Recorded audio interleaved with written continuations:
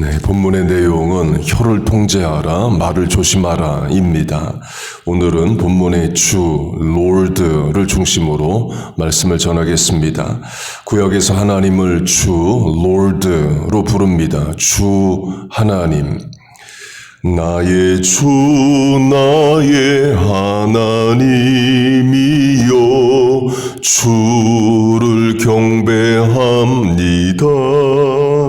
신약에서는 예수님을 주, 롤드로, 주 예수님으로 불러요. 주 예수 내 맘에 들어와 계신 후로 그렇게 부릅니다. 이 주, 롤드의 뜻은 주인입니다. 영어로도 랜드롤드, 땅 주인, 부동산 주인, 지금도 쓰입니다. 베드로전서 3장을 보면 주, 롤드에 대한 태도는 순종이다를 이렇게 말합니다. 사라가 아브라함을 주라 칭하여 순종한 것 같이. 이 사라와 아브라함은 이복 남매입니다. 창세기 20장 그는 정말로 나의 이복 누이로서, 이복 남매일 때는 수평적 관계이죠. 그런데 사라와 아브라함이 결혼을 합니다. 그러면 당시 고대 근동 문화로는 상하 관계가 됩니다. 남편이 아내의 주인, 롤드가 돼요. 그래서 사라가 아브라함을 주, 롤드라 불렀다를 말합니다. 주로 번역된 헬라어는 퀴리오스로 신약시대의 로마 황제를 부르는 말이었습니다. 이 천주교 성가에 키리에 엘리에손이 많이 나오는데 키리에는 퀴리오스의 혹격, 주여에 해당합니다. 그렇게 로마 황제가 주, 곧 주인입니다. 그런데 예수 믿는 사람들이 예수님을 주라고 부르기 시작을 했어요. 로마 황제가 주가 아니라 예수님이 내 인생의 주인이다는 겁니다. 당연히 로마 황제는 경계하고 또 로마 황제가 아닌 다른 대상을 주로 고백하는 기독교인들을 핍박했습니다. 이는 조선시대도 마찬가지입니다. 황사용의 백서라는 사건이 있었습니다.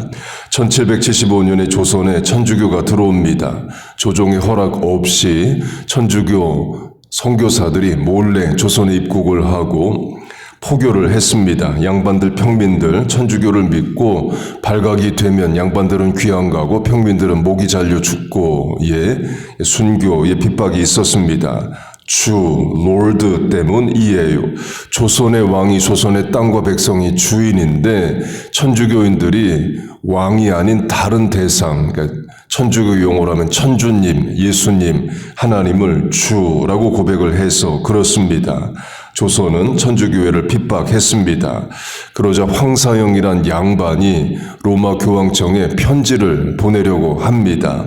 내용은 조선의 왕이 천주교를 핍박하는데 교황이 유럽의 대포와 총포, 군함, 군인들을 이끌고 와서 또는 파송을 해서 조선을 점령해서 천주교 포교의 자유를 얻게 하라 이에요.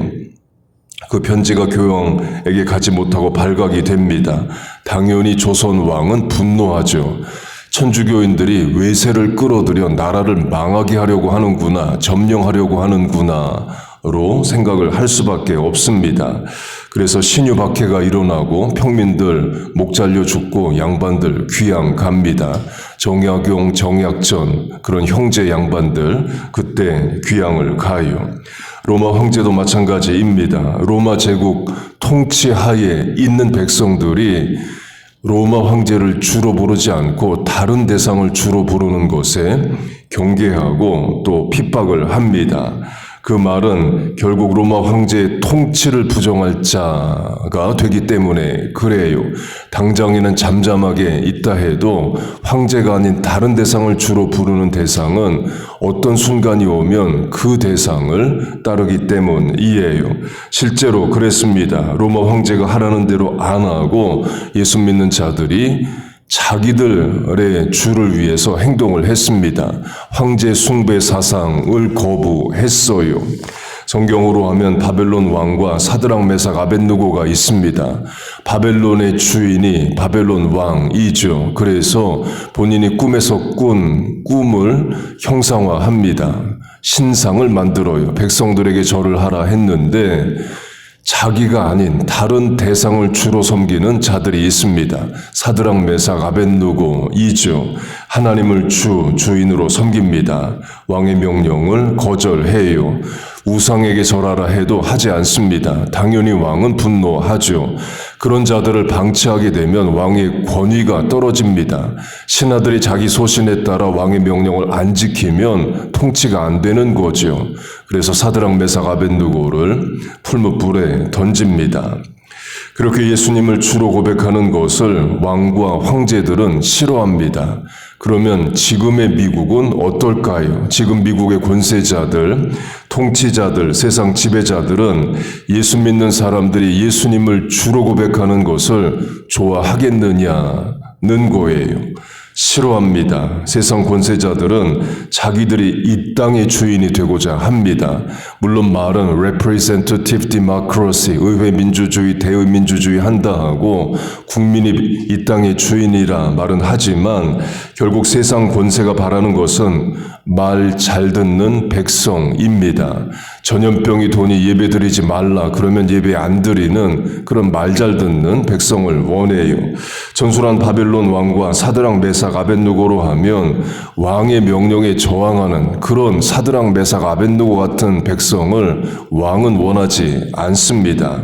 곧 신을 주로 고백하고 섬기는 자들은 결정적인 순간에 세상 왕, 황제, 권세자들의 말을 안 따를 자들이에요. 정부의 말을 안 들을 자입니다. 사실 우리가 그렇죠. 여러분 정부가 예수 믿지 말라, 신앙생활하지 말라 하면 안 믿을 겁니까? 우리 목숨을 걸고 신앙을 지키죠. 그걸 세상 권세는 싫어한다는 겁니다. 로마 시대에 로마 황제가 싫어했고 일제시대의 조선 총독부가 싫어했고 구소련 공산권 하에서 공산주의자들이 싫어했습니다. 곧 우리는 결정적인 순간이 오면 정부가 시키는 대로 안 할 사람들이에요. 그걸 세상 권세는 좋아하지 않습니다. 그 말은 미국 정부가 이슬람 극단주의자만 경계하는 게 아닙니다. 예수 잘 믿는 자들도 경계를 해요. 물론 우리가 테러하고 그러지는 않죠. 그러나 신을 섬기는 자들은 정부의 말을 안 들을 잠재적 대상이라고 세상 권세는 생각을 합니다. 그 성경 시대의 주라는 단어는 정치적으로 민감하고 위험한 단어입니다. 주라는 단어가 쓰여질 대상은 오직 하나, 로마 황제뿐이기 때문에 그래요. 그런데 예수 믿는 사람들이 그 단어를 예수님에게 쓰기를 시작했습니다. 그래서 로마 군인들이 예수 믿는 사람들을 적발할 때에 너의 주가 누구냐, 퀴리오스가 누구냐를 묻기도 했답니다. 그때 내 주는 예수님이다 이렇게 대답하면 예수 믿는 자로 체포가 되는 겁니다. 곧 예수 믿는 자들이 무장투쟁을 하는 것도 아니고 군대를 조직해서 정부를 위협하는 것도 아닌데 왜 세상 권세는 예수 믿는 자들을 그렇게 핍박하느냐? 영적으로 마귀가 역사하는 것도 있지만 세상 권세 입장에서 볼 때는 통치를 부정할 잠재적 대상자이기 때문에 그래요. 왕보다 황제보다 더 높은 분을 섬기기 때문에 그렇습니다. 그만큼 주라는 단어는 성경시대에 성도에게 분명한 신앙 고백을 뜻하는 중요한 단어였습니다. 마지막으로 주 되신 하나님, 주 되신 예수님께 우리는 순종한다입니다. 설교 시작에 강조한 대로 베드로 전서는 주 되신 예수님 하나님께 순종해야 한다를 사라와 아브라함의 이해로 비유로 듭니다. 사라가 아브라함을 주라 칭하여 순종한 것 같이 곧 주 되신 예수님께 순종하라를 말합니다. 이건 당연한 겁니다. 예수님이 내 인생의 주인이신데 예수님께 순종을 안 한다. 그럼 주가 아닌 게 되는 거죠. 학생이 선생님 말씀을 따르지 않는다. 직장에서 부하 직원이 상사의 명령을 따르지 않는다. 군대에서 상명하복하지 않는다. 왕의 명령을 신하가 지키지 않는다. 말 자체가 안 됩니다. 그런데 그 말이 안 되는 일을 우리는 합니다. 이스라엘로 하면 하나님이 주가 되시고 왕이 되시는데 하나님의 명령을 따르질 않습니다. 10계명으로 하면 1번, 2번이 우상 숭배하지 말고 하나님만 섬기라 인데 그 1번, 2번부터 안 지킵니다. 사사기 400년, 왕정시대 400년 선지자들이 그렇게 우상을 끊으라 해도 결국 우상 숭배하고 나라가 망해요. 곧 하나님의 백성이 불순종합니다. 에덴 동산도 마찬가지이죠. 하나님이 직접 대화하시고 직접 나타나시고 동산을 거니시고 에덴 동산 인구 단 2명밖에 없는데 그 2명인 전 세계 인구도 하나님 말씀을 불순종합니다. 불순종 비율 100%이죠. 세계 인구 2명인데 단 그 2명도 선악과를 따 먹어요.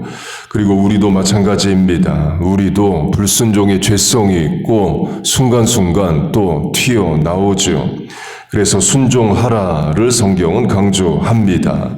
그리고도 하나님의 순종의 명령은 세상 권세자들과 왕과 황제와 다릅니다. 하나님은 우리에게 복 주시기 위해서 하나님 백성답게 살게 하기 위해서 명령하신 거예요.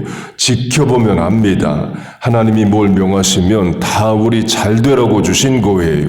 여러분 믿습니까? 자기 아들을 죽기까지 십자가에 내어주신 하나님이 우리에게 뭘 하라 명하시면 하지 말라 명하시면 다 우리를 보호하고 잘 되게 하고자 주신 명령이라는 거예요. 순종해보면 하나님의 뜻을 알게 되고 약속하신 은혜와 복을 받습니다. 하나님을 예수님을 주로 고백하는 자로서 그 고백에 합당한 순종을 하며 살아가는 우리 모두 되시기를 주의 이름으로 축복하고 축원합니다.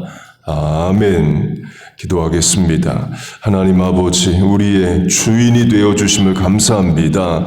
내 인생 홀로 남겨두시지 않으시고 우리의 주인이 되어주시고 우리의 소유권자가 되어주심을 감사합니다. 예수님을 주로 고백하고 신앙생활하게 하심을 감사합니다. 우리와 우리 자녀들의 인생의 주인이 되어주심을 감사합니다.